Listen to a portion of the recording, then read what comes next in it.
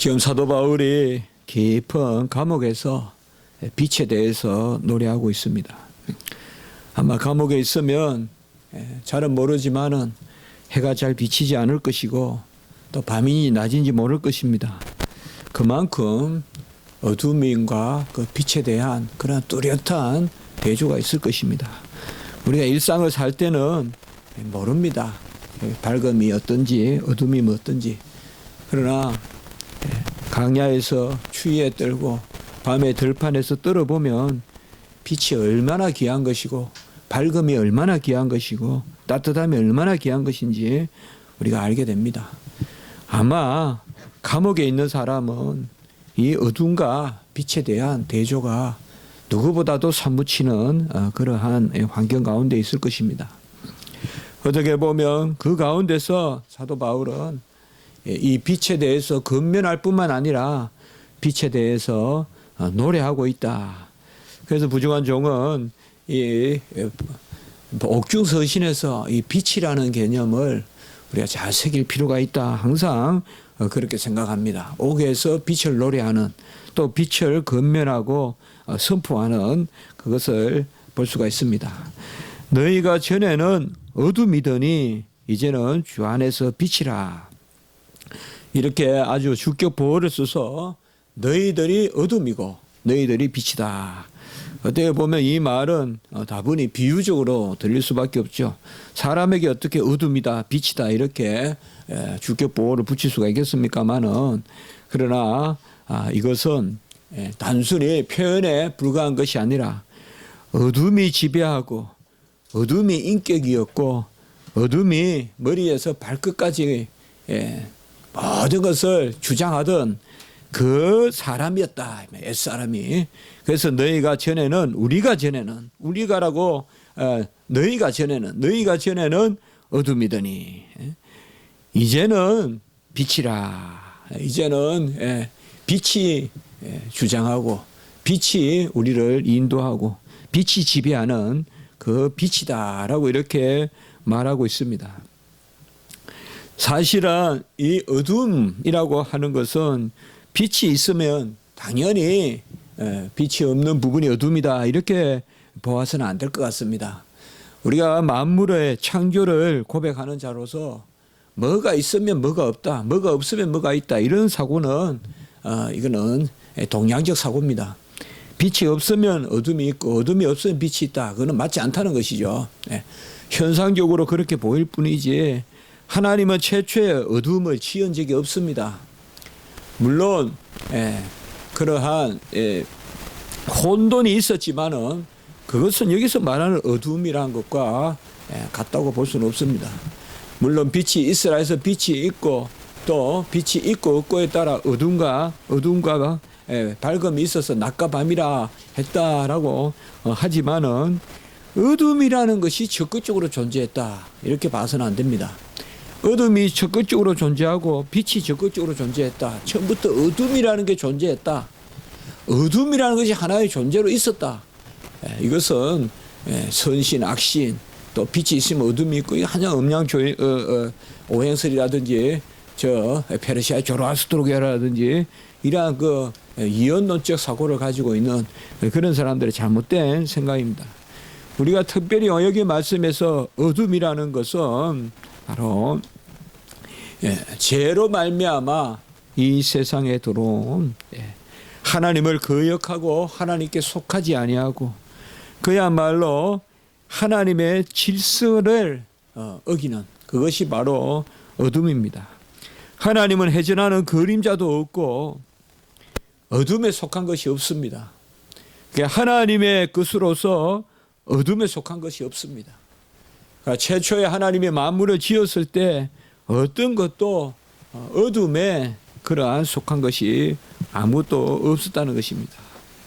어둠은 죄로 말미암아 들어온 것입니다. 그러니까 너희가 전에는 어둠이었더니 이것은 어둠이라는 것은 죄로 말미암아 이 땅에 들어온 바로 빛에 속하고 하나님의 질서에 속하고 하나님의 섭리에 속하고 최초의 빛이 있어라 하신 그 빛 하나님이 명령하셔서 존재하게 되는 것이 아니라 하나님이 명령하지 않는데 존재하는 것, 그것이 바로 유일하게 존재가 바로 죄고, 그것이 어둠을 낳는 것입니다.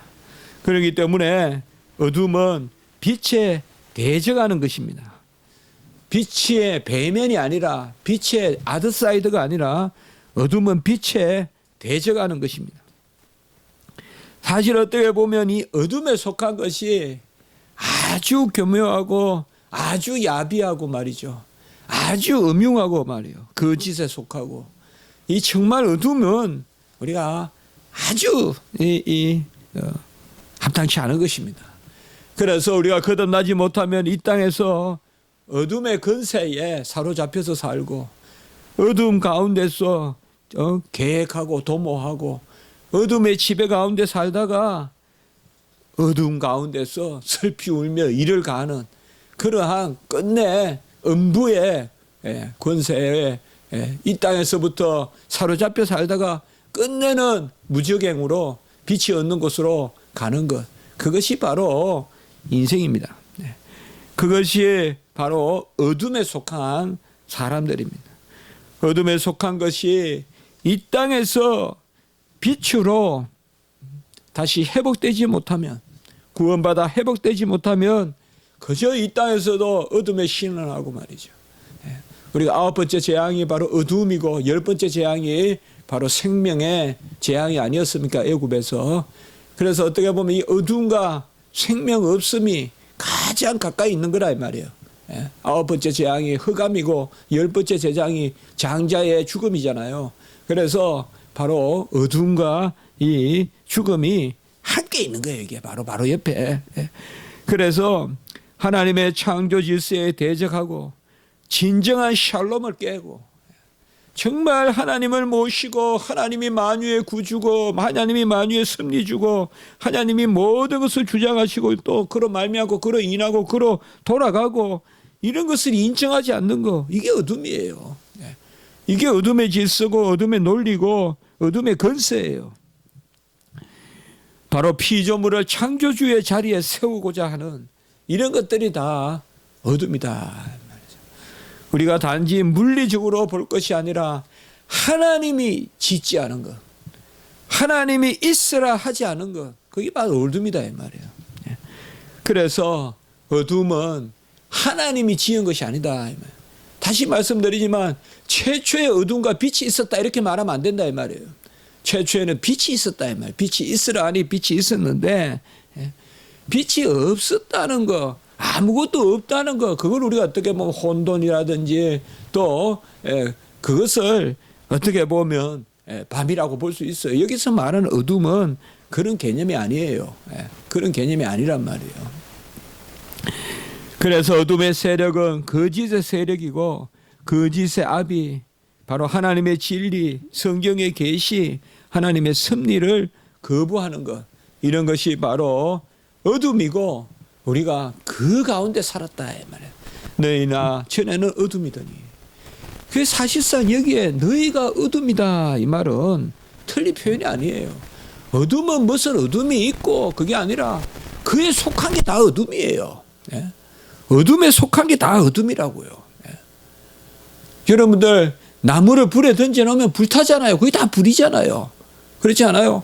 나무를 불에 던져 놓으면 그 나무가 불이 되는 거죠. 마찬가지예요.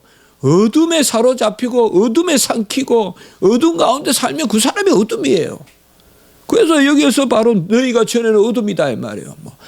저는 어둠에 끌려갔습니다. 저는 어둠을 방조해서. 아니요, 네가 어둠이에요. 네가. 그곳에 있는 우리가 어둠이라고요. 제가 불 가운데 있었는데요. 그게 아니잖아요. 내가 타고 있단 말이에요. 같이. 그럼 내가 불이란 말이에요. 그 순간. 내가 주님 안에서 성령의 역사로 그 가운데 하나님의 은혜로 거하면 내가 빛이다 이 말이야. 이제는 주 안에서 너희가 빛이라.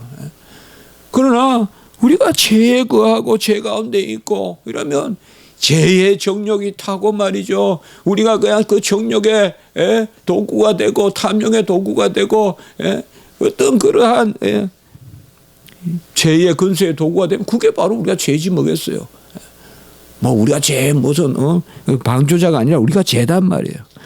우리가 이전에는 원죄에 속하여 어둠이었고 흑암 가운데 노예가 되었고 어둠에 속하고 어둠을 두려워하고 끝내 어둠 가운데 슬피 울며 일을 가는 그것이 바로 우리의 모습이었다.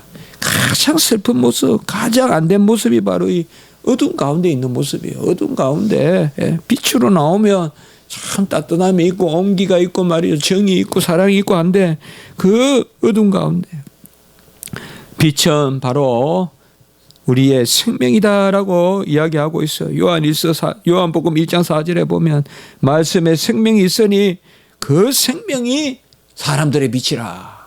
그러니까 말씀에 생명이 있고 그 생명이 사람들의 빛이라. 그러니까 우리가 거듭나서 말씀을 영접하고 말씀을 우리가 믿고 하면 우리 안에 팍 그냥 생명이 생기는데 그게 바로 빛이다. 이렇게. 그 빛이 생명이다라고 이렇게 요한복음 1장 4절에서는 말하고 있습니다. 주 안에서 오늘 8절에 말하고 있죠. 이제는 주 안에서, 여기는 전에는 이제는 어둠이더니 빛이라. 그러니까 이제는 누구 안에서? 주 안에서 우리가 빛이다라고 이렇게 말씀하고 있습니다. 언약의 머리가 되시는 주님이 참 빛이고 그 주님의 빛을 영접하고 비춤으로 우리가 자녀들이 됩니다. 빛은 바로 하나님의 자녀됨입니다. 그러니까 하나님께 속한 자만이 이 빛의 자녀고 이 빛이 우리의 생명이라고 했으니까 이 빛을 영접하는 자만이 바로 생명이 있습니다.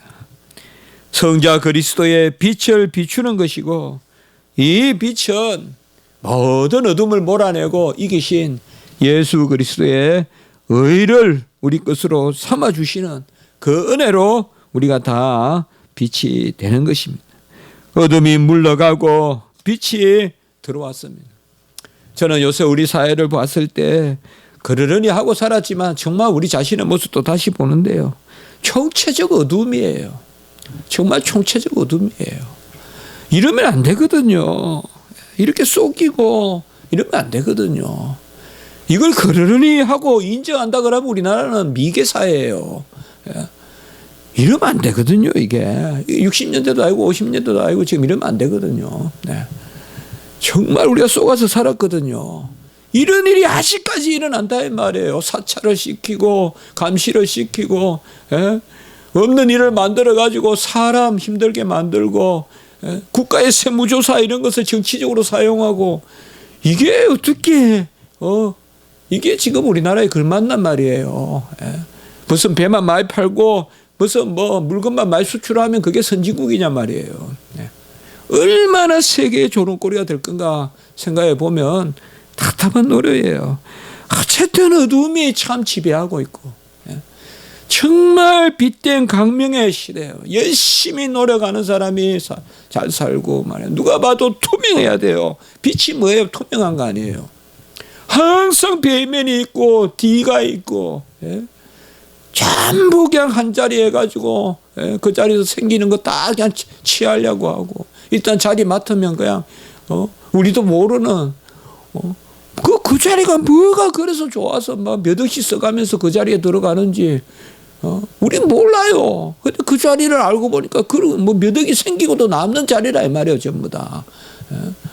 그러니까 불과 임기 한 6개월만 해도 그냥 몇십억을 남겨가지고 나가고 이렇게 해서 무슨 김연남 법인이 뭐 지금 제가 봤으면 그래 생각해요. 칼빈이 제네바 개혁의 칼빈의 그 제네바가 어둠을 포스트 테네브라스 룩스 어둠 후에 빛이다. 어둠이 물러가고 이제 빛이 들어왔다.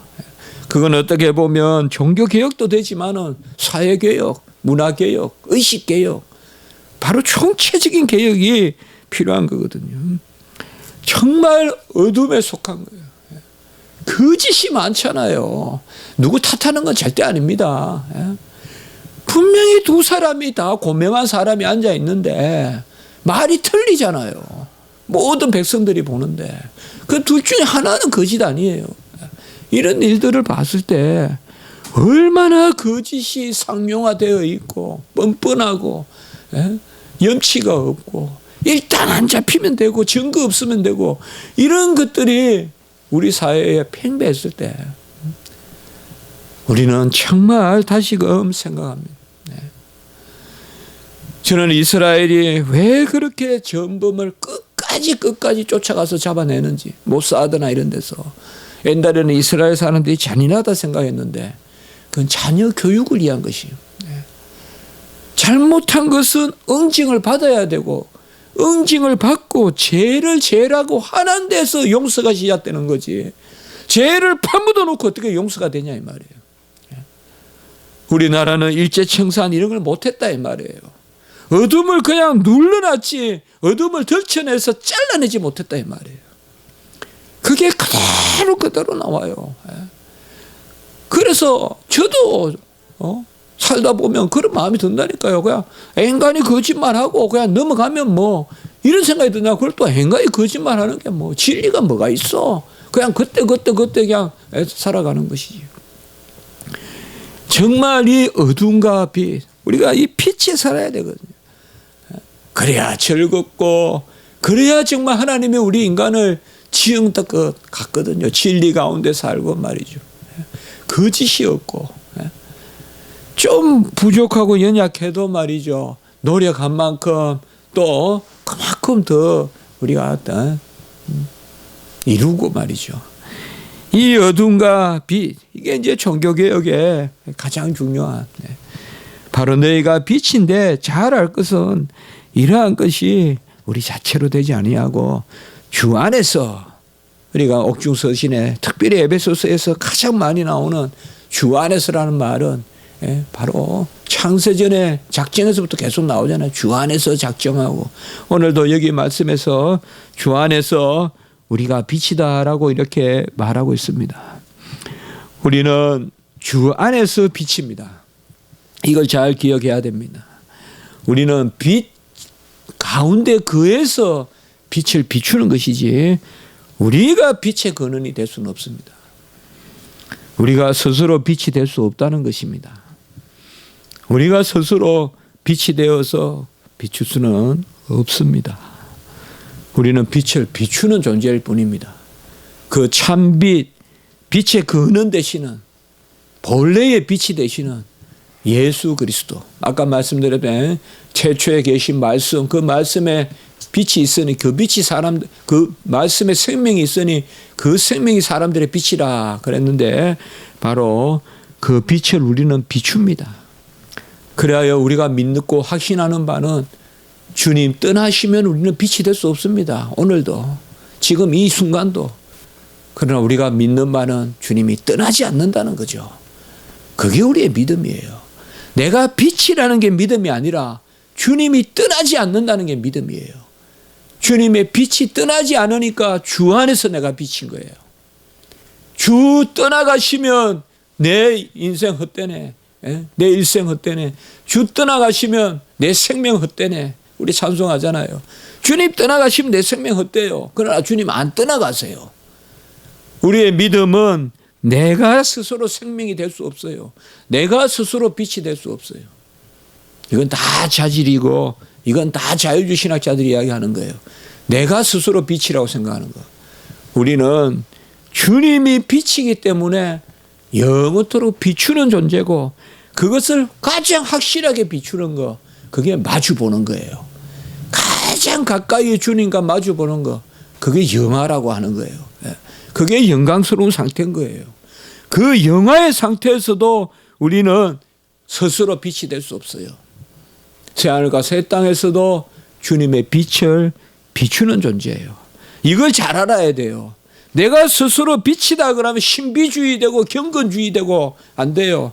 우리 개혁신학은 내가 스스로 빛이라는 게 아니에요. 우리는 빛을 비추는 존재로서 빛의 자녀들이에요. 내가 스스로 빛의 근원이 되는 것이 아니라 그렇기 때문에 항상 주 나와 함께 계시고 주 내 안에 계시고 주의 성령이 내게 임하기 때문에 내가 빛을 비추는 것이고 그것이 오히려 우리에게 위로가 된다 이 말이에요. 내가 뭐라서 내가 막 내 안에서 빛이 막 얼마나 나오겠어요. 내가 나와봤자. 그래서 내가 빛이다. 얼마나 그 참 힘든 일이에요. 예? 그게 다 자질신학이란 말이에요. 내가 빛이고 뭐 내가 끌어올리면 뭐 나에게 공로가 있고 그래서 뭐 그림 뒤에 동그랗게 그냥 아우라를 그리고 그거 다 중세가 하던 것이란 말이에요. 그 자질과 자질. 예? 성인들이라면서 그려놓고 그 빛이 얼마나 빛이고 동그란 게 얼마나 빛이겠어요. 예? 우리는 그리스도가 빛이기 때문에 내가 빛을 비추는 거죠. 이 의의 증가라고 하는 거란 말이에요. 이게. 예? 그래서 증가와 자질의 주임은 들었다. 완전히 천차만별이다 이 말이에요. 이걸 잘 하셔야 돼요. 주 안에서 우리가 빛이기 때문에 빛의 자녀들처럼 행하라. 예? 빛의 자녀들처럼 행하라. 빛의 자녀들처럼 행하는 것이 무엇입니까? 바로 빛의 열매를 맺고 그 빛의 열매는 특별히 우리가 성령의 열매고 뭐 빛의 열매라는 것은 어떻게 보면요. 여러분 어떻습니까? 그 빛의 비밀이에요. 빛의 비밀. 예? 빛의 비밀이랄까요? 야, 이렇게 식물이 자라가는 거 보면요. 막 죽어가다가도 해가 뜨면 그냥 촥 일어나고 또 죽어가다가도 비가 내리면 또 확 또 막 자라가고 그거 비의 비밀이고 빛의 비밀이거든요. 빛의 열매는 사실상 그 비밀이 빛에 있어요. 참빛이신 예수 그리스도가 우리의 비밀이에요. 예? 우리의 비밀은 바로 그리스도시라. 그 비밀이 그러니까 우리는 빛을 영접하면 비밀스러운 열매가 맺히는 거 우리에게. 그리스도의 빛이 우리에게 임하면 알지 못하는 막 열매가 맺히는 거예요. 이걸 우리가 요량해서는 안 돼요. 예?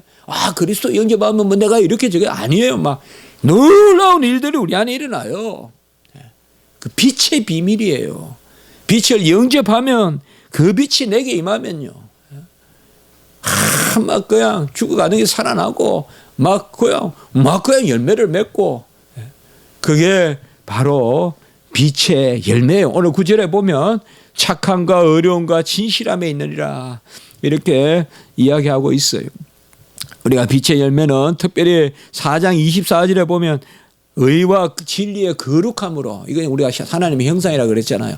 작은 의미의 하나님의 형상, 좁은 의미의 하나님의 형상, 의와 진리, 거룩 이 말씀과 오늘 5장 8절의 말씀, 5장 9절의 말씀을 조금 같이 연결시켜 보면 좋아요. 4장 24절에 하나님을 따라 의와 진리의 거룩함으로 지으심을 받은 새 사람을 입어라. 의와 진리의 거룩함을 입은 새 사람을 입어라. 그거가 오늘 말씀 모든 착함과 의로움과 진실함에 있느니라. 착함과 의로움과 진실함은 세 가지가 따로 있지 않습니다.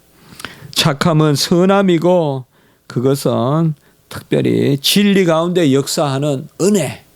이게 착하다는 말은 항상 그 구약의 토브 이런 개념들 선함 이런 거 생각하면 됩니다.